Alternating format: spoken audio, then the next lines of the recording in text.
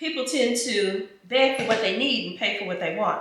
They might beg for money to pay for an electric bill or something like that, but doggone if they ain't got money to buy cigarettes, that's what they want. These are dream rules. This is someone else, I'm not myself, no.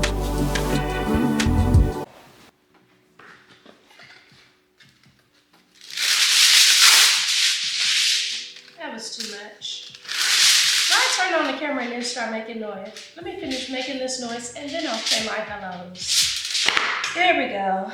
I've already roasted my potatoes. Let me start off by saying hello, ladies. Welcome to another day. Today is Saturday. I'm doing just a little bit of meal prepping because I'm realizing that a weakness about myself in terms of this better lifestyle journey is I eat crazy on the weekend. Crazy. Like I'll prep for the week, but I don't do no prepping for the weekend. Why do I always not remember to turn on the stove? So I'm going ahead now and just making potatoes. I figure with these, they're a good size. I got them from Aldi.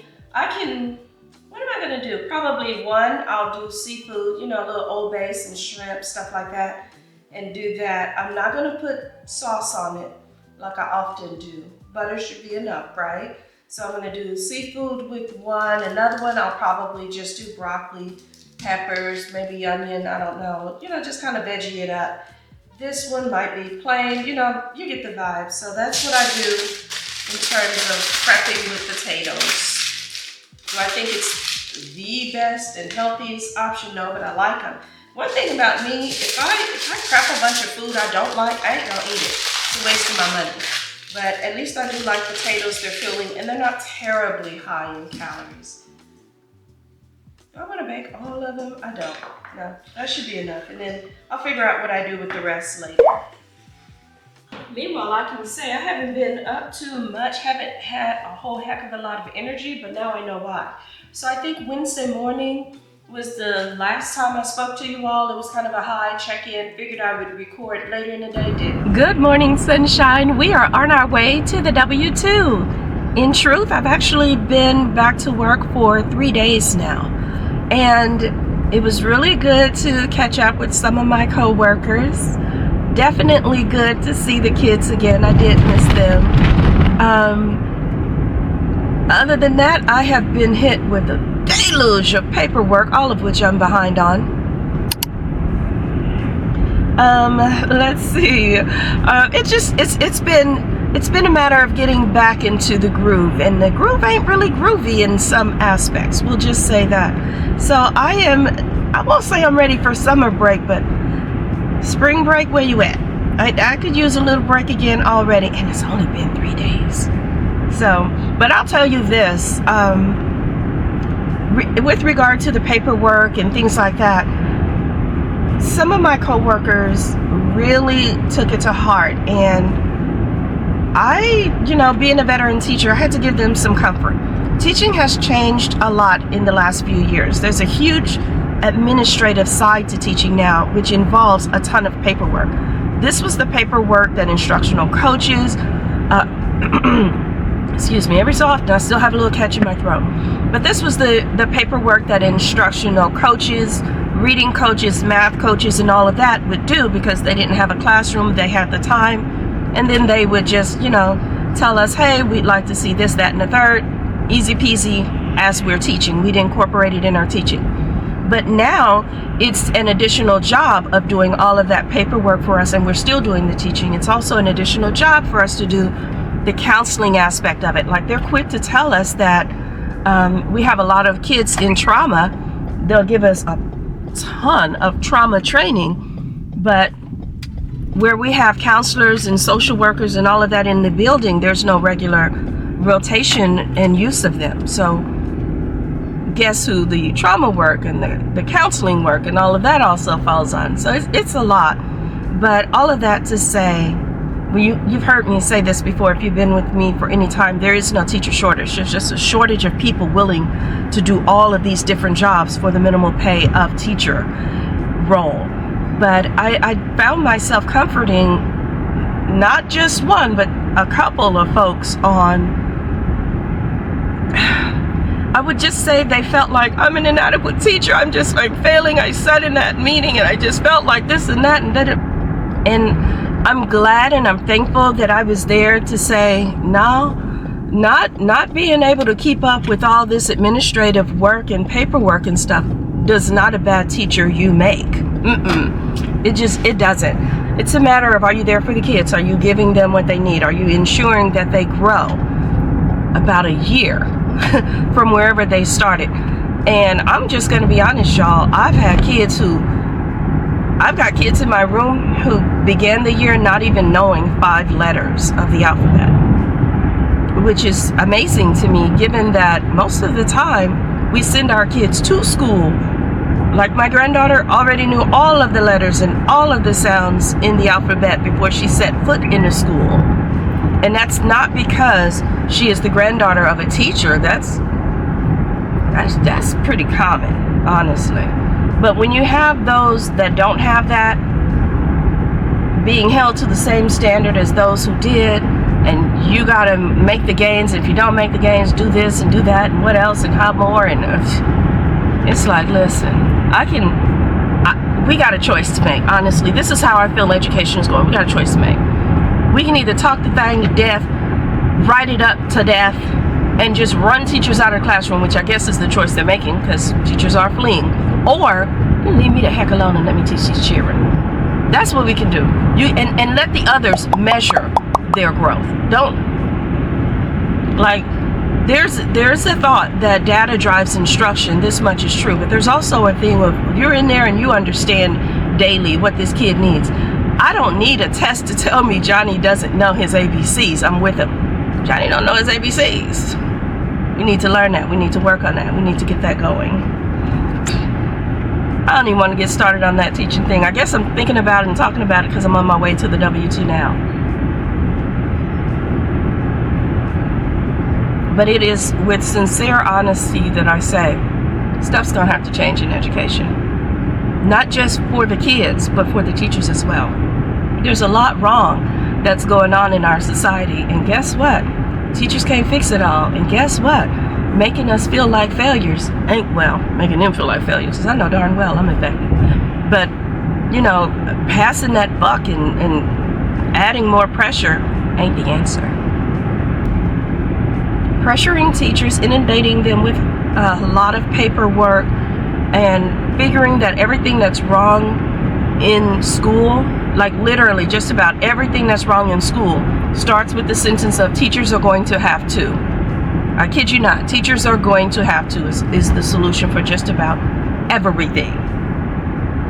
Oh, the cafeteria staff says it's kind of hard for them to serve breakfast and then get ready for lunch. Teacher's going to have the kids in the classroom and eat there. Oh, okay. No problem. Let me just wipe up the mess that they're making. Oops, let me stop teaching. I got to open this bottle. Oh, let me help you make up that mess. And like, come on. Come on. Anywho, it's going to be a short day for me. Next week is a short week, so I guess I can hang on. I guess I can hang on until that break. I can do that. I can do hard things, right?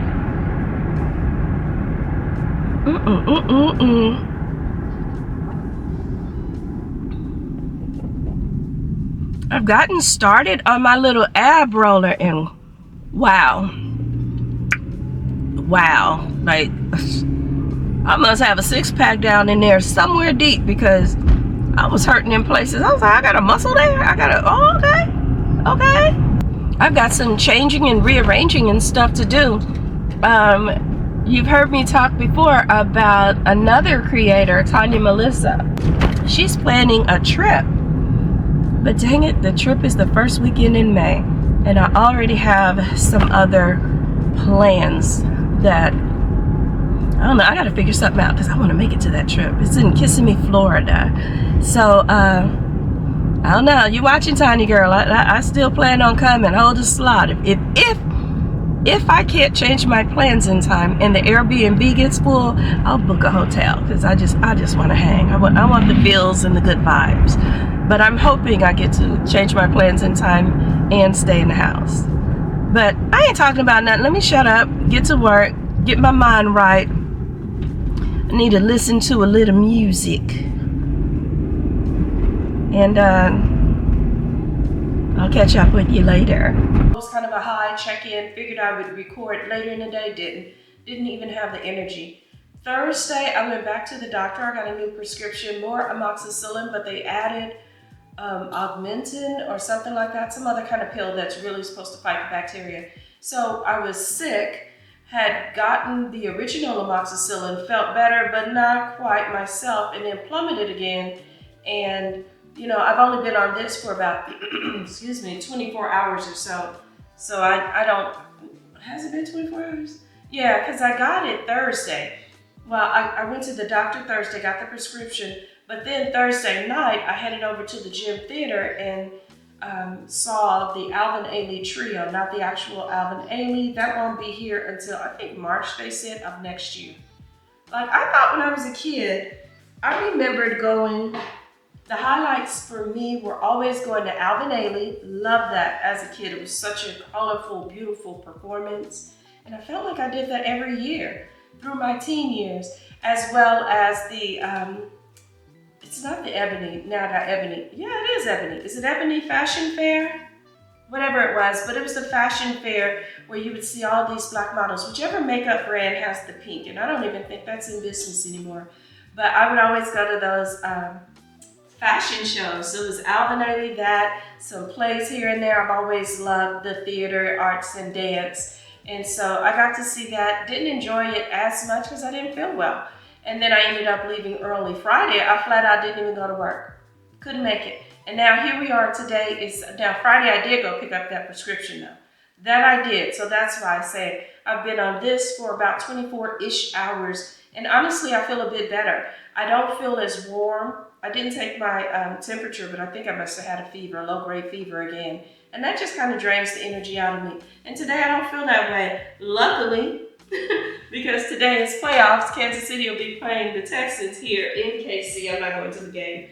I'll be watching it from a friend's. I'll go to a friend's, watch it there and all that stuff. But that being said, this morning I'm still prepping and I'll get ready to watch the game later on this afternoon. Some people are going to different watch parties at restaurants and things like that, which is cool, but I don't like those as much. I don't know, I kind of like the home feel of it. So that I shall do. Did I check? Yeah. I had to double check to make sure I didn't have anything in the oven. And then I am in charge of making some wings, so we'll be doing that too. I already said I'm gonna bake my wings. I don't really fry them. And what difference does it make? Because the wings are all about the flavor, right? And a little bit of crisp. But you can crisp it up by cornstarching it, so we'll just do it like that. I'm talking, I'm rambling, and I ain't talking about nothing as I ramble. So let me shut up. Nope, I haven't left the kitchen yet. Still in here, but I figure I might as well juice this little personal melon that I got from Aldi. Actually, I don't buy any produce from Walmart for real. They got, to me, the worst produce. And I'll tell you what, I've seen those pickers picking y'all's produce because I don't let them pick mine. They couldn't care less. They just get whatever's just right there. If it say 4 oranges, it's just 1, 2, 3. They don't look. Me, I'm looking, I'm turning, I'm twisting because food costs way too much. It costs too much to feed reindeer, but it costs way too much to just get any old kind. So anyway, I'm trimming off some of the rind, and I'm not even being too particular about making sure I get all of the rind stuff off because you remember, I don't know about y'all, but when I was little, they used to tell us if you eat that, any of the green or the white part, you're gonna get sick. Come to find out, it's got all kind of health benefits to it. I want to say, let me not lie, let me look it up. Where's my phone? That's a good question. Where is my phone? Oh, okay, so it says it may make you better in bed. Now, I have not heard of that. Oh, that's for men. Okay, so it might make you better in bed. It has an increased amount of fiber, might lower your blood pressure.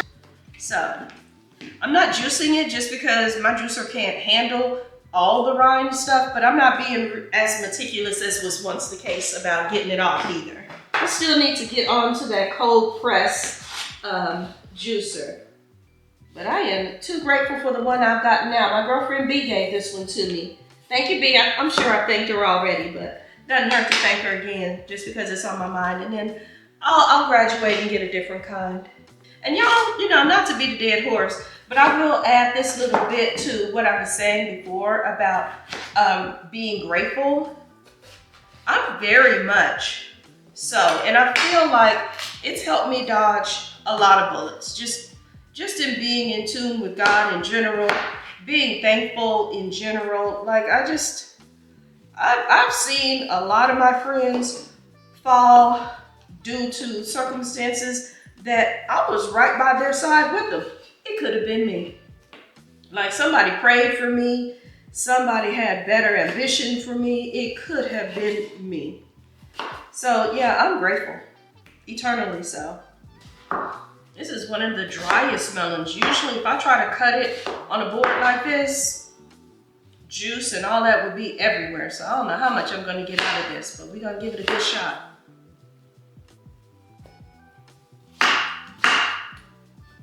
And I know it is out of season, all of that, but something about it, when I saw it in the store, I was too tempted. I'm gonna add my little ginger to it and get whatever I can out of it. Some is better than none, right?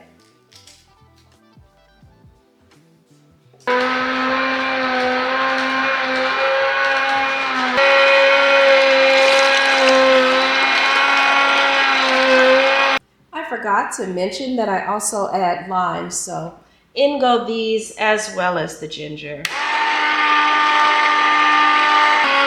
That lime just makes it a fresher taste. Usually when I juice a melon, even if it's a personal melon, I get like 3 or so quarts. No less than 3.5. This time, 1. I mean, but it is January after a blizzard, so you get what you get, I guess, and you don't pitch a fit.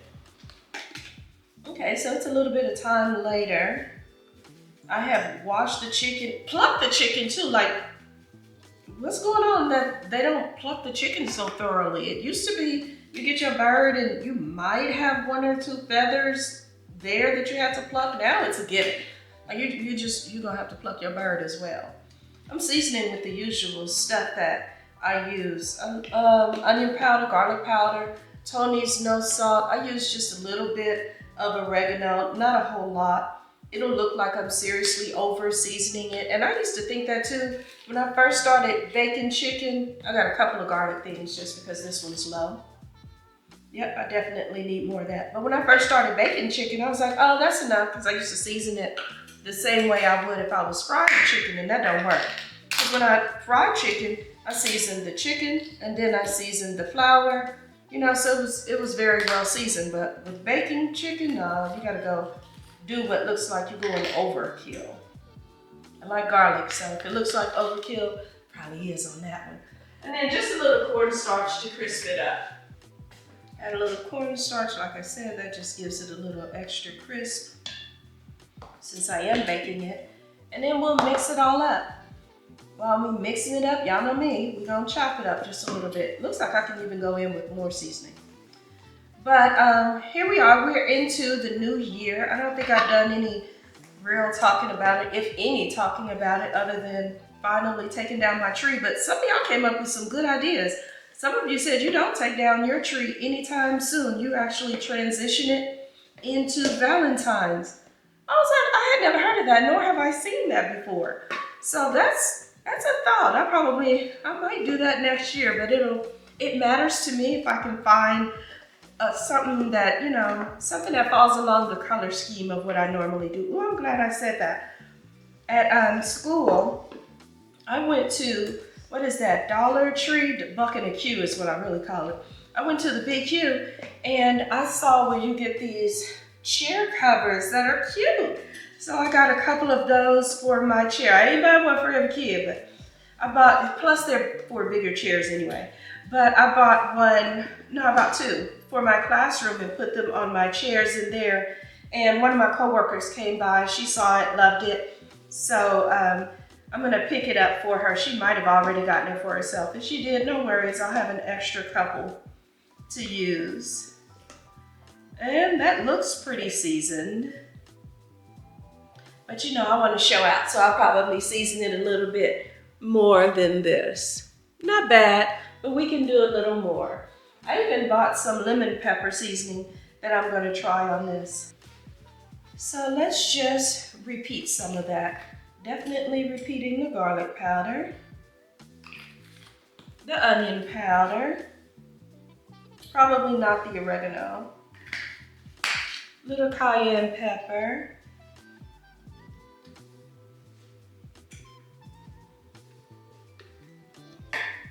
oops, and my Tony's. Yep, I'm going real low on that. That should be pretty good. And I think some of it I'll probably toss in Asian chili sauce. Some of it I'll do lemon pepper. That's usually a crowd pleaser. I'm not the biggest lemon pepper fan, but I don't hate it. I prefer jerk, but I need to go to the farmer's market, and when is that happening after a blizzard or in these crazy cold temperatures? But I need to go to the farmer's market and pick up some more seasoning. All right, we're looking like we tossed in the sauce good enough. And I swear I'm gonna do my best to try to remember to show my after. I swear I am. I be swearing that every time. I'm lousy at it. I really am. I usually put my drumettes on the outside just because I feel like they get exposure to more heat. Is that true or not? I don't know. But I'm just talking and telling y'all what I do along the way. But anyway, what was I talking about? I think, New Year's, new beginnings, and all of those things. And I think typically at the beginning of every year, people put on their vision board, or, you know, they make as their aspiration to earn more money than the previous year, or to somehow, in some way, be more wealth associated. And I get that, that makes sense. But I think, to me, where some people may go wrong is I think that they consider wealth a thing to be acquired. And I think of it as less that. I think it more as a mindset. I think it's more something about you becoming a wealthy person. Because to me, my grandmother used to have this saying, and it is so true, and I can still to this day hear her in so many instances when she would say, poor people got poor ways. And that is the absolute truth. Like, what she meant by that was her other saying, which is that people will, Tony's is getting me. Oh, that doggone Tony's. Every time I think, oh yeah, I got it this time. Let me see. I'm gonna have to turn these a little bit because we are running out of space and I don't want to use two pans. I'm gonna have to use two pans, I see that. But anyway, what she would always say is that people tend to beg for what they need and pay for what they want. They might beg for money to pay for an electric bill or something like that, but doggone if they ain't got money to buy cigarettes, that's what they want. And so a lot of times people like that might hit you up for the money to pay for the things that they need. You know, oh, I'm behind on this. I have seen it where, excuse my noise, but I've seen it where people holler, broke, this, that, and another. You talk to them the next time. What y'all doing? Girl, we in this long Chick-fil-A line. To me, broke people should be doing what I'm doing. They should be meal prepping. Like, Not to mention, of all the fast food, to me, Chick-fil-A is kind of up there in terms of price. So, again, beg for what they need, pay for what they want. That's what she was talking about. So again, if you don't have that wealth mentality, you're just gonna think other people got it like that. They better, they luckier. They're, you know, like I said before, you drive through any inner city and you're gonna see liquor stores, churches, and lottery tickets sold here all the time. Because people are anesthetizing, you know, you're drinking in a way. People are praying away their poorness or their circumstance, you know, so you see all these churches every other corner. And then you got people just thinking that it's about luck. People got lucky. You know, if I could just hit that lottery, if I could this, that, and another. Let me tell you something about that though. Just like me, I have no doubt, you've seen those lottery stories where people win uber millions of dollars and then a couple of years later, they dead broke. And you know why? It's because they don't have a wealth mentality. They've acquired all this money without yet being prepared for it, without doing the little things along the way, without earning it, without understanding the value and the power of it. It's kind of like education, and I say this a lot of times. People think I'm saying it because I'm a teacher, but that's not the case. The education system in America is pretty much free, available to all. They even got another system set up where if you do a good job on this free education that you had in your younger years, you can get scholarships to acquire even more expensive education in your latter years. But because it is free, a lot of times as Americans, we don't understand the value of it. We don't appreciate it. And we don't take good advantage of it as we should. I mean, you got whole countries where girls don't even get to get an education simply by virtue of their sex. So we miss out on some opportunities. Again, to me, that is more of a poverty mindset. And until you grow out of and develop and exercise that muscle and teach it to, you want to shrink the poverty muscle and you want to strengthen your wealth mindset, until and unless you do that, man, it's like water. Water seeks to be level. So if you're a person who suddenly acquires wealth, but you still have this poverty mindset, the two are going to align. And so that's why we hear those stories of people winning uber millions of dollars, turning around and being dead broke. To give you a personal example of this, and I shared this some time ago, I'm one of those people, I have gratitude for, I can't say everything because there's no way I can. God blesses me in so many ways that if I just stayed in bed and all I did was thank Him for what has happened that morning. I woke up this morning, I'm in my right mind, I'm relatively healthy. Yeah, I'm on antibiotics, but you know what I mean.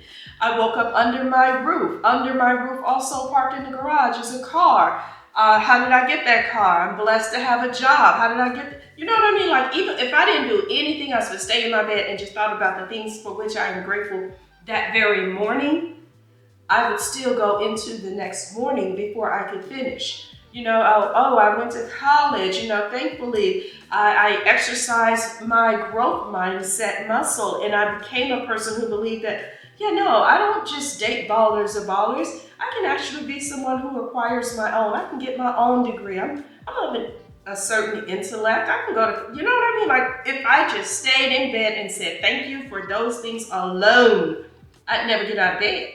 I'd never be able to start the day. So I just think it's important. And let's be clear, folks. Let me put this in first. Just don't judge me on my mismatch cookware set. I promise I'm gonna get some more. But what was I saying? I think I was leaving off on saying, don't get me wrong, I'm not one of those people who professes to be religious. I'm just not. If that's what you're here for, you're gonna miss it with me. I am much more of a spiritual person, but I will say this too. I don't understand religious people who don't have a God is everything and God is capable of everything mindset, or just they just don't understand that. So let me go back to my story that I was talking about, and I'm gonna tie that into some of the religious people I know. So some years ago, I shared this before, forgive me if you've already heard this on my channel, but I was in search of a newer car. I'm not really into cars like that, so I knew that I wanted a Lexus. I wanted it Coca-Cola brown, or perhaps it could be this rose color that I ended up with, hence the name. I named her Rose. I just knew I want a certain number of miles because I know how much I drive. I'm gonna put more miles on it and things like that. So I couldn't find it. This is right after COVID. Car prices had gone through the roof. So I got a headhunter, a guy to look for the car for me. He looks and looks and looks. He also couldn't find it, but while he's looking, you know me, I wouldn't say I'm a control freak, but I'm just not one to sit by waiting, twiddling my thumbs. I just can't do it. So I also dug in there. Between him and myself, I ended up being the one to find this car. But as I was looking for it, I was like, y'all, I do not understand what is taking so long for me to get this car. I'm ready for my car. In the meantime, what was I driving? My ex and I had a pickup truck. We had vending machine businesses and things like that, so we needed a pickup truck. And we had already split up. I still needed a vehicle, so I'm driving, I don't mean a cute truck. I mean literally a beep beep, big old pickup truck, right? So, and not the prettiest. She has some rust spots on her and everything. But before I get in that car back, and it had an oil leak. So I would often have to pour more oil into it, the whole nine. Like when you think of a pickup truck, you might as well think of me being Kymberly G. Sanford. Like it was that kind of setup. Not at all, a pretty glorified, this is her truck. You see the little bumper stickers and no, not that at all. So anyway, every time I get in the car though, I'm still grateful. Thank you, God, and so on and so on. And I won't say that I was grateful because, if I say thank you, he gonna get me what I want. No, I was for real thankful because in the meantime, although this car didn't look like nothing, this truck didn't look like much at all, it was affording me what I needed. It allowed me to go see my daughter, my granddaughter. It allowed, I had her car seat in there. She came with me to places. It afforded me the ability to go to work. If I was hanging out with my friends, I'd pull up in my truck and my friends would be like, girl, for real now? Honey, I pull up in that truck and step out clean as filtered water. Still dressed up, looking good, the whole nine. But I was just grateful. And I've always believed that if I'm not a good steward of the little things, the ugly things, the whatever things, the minimal things that God gives me, why would he bless me with more? God is all loving and all of that, but he ain't no fool. You know what I mean? And so I just feel like too, when people get a windfall of money and things like that, but they have not prepared themselves, they have not shown gratitude for the little things that they get, those are the people who end up, like I told you, that water levels out. You got that poor mindset and you got all that money, and pretty soon the two are aligned. That's why those people end up broke. But here's what was interesting to me. So I'm not religious, meaning, Bible quote, strict rule, this, that. I'm not that. But I know there's a God, and I'm very, very in tune with God. I have my moments where, I don't have to look like this when I'm praying. I'm just driving and praying. Things that have happened in school, things that I've seen in my own life. I'm just eyes wide open and just praying my little heart out. You wouldn't know it.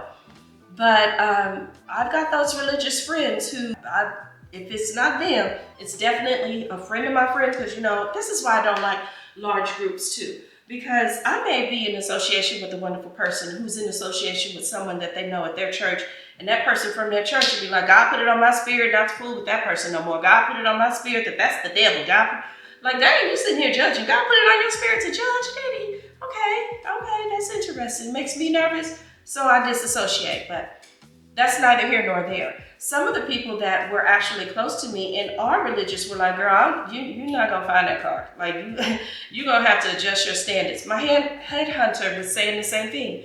The parameters you set for me are just a little too tight. You're going to have to adjust your standard. Can you pay, say, can you pay X dollars more? Or how did he phrase that? He said it in such a way, like, let's just say what I wanted within $25,000. I'm just going to give that number. And he was like, you're not going to find it for that. How about 30,000? Can you loosen it a little bit and let me search for another 5,000? Can we add that? Because 5,000, that's not a lot. I was like, that's cool. I'm glad you don't think it's a lot. Since it ain't a lot, you going to pay it, homie? Like, I'm good with it if you going to pay it. Let that be the case. As soon as I said that, suddenly what I said was appalling. So, and really it wasn't even that, it was more so an amount that I wanted to pay per month, and he was like, can you pay this much more? It's only a couple hundred more. This is only a couple hundred. I floated. People talk a little bit different when it's coming out of their pocket versus your own, right? So anyway, back to the friends, they were saying, yeah, girl, I think, this truck is not a good look for you. You're going to have to, I think he's right. You're going to have to do this. And I'm just sitting there thinking, you the one religious? I'm just a spiritual heathen.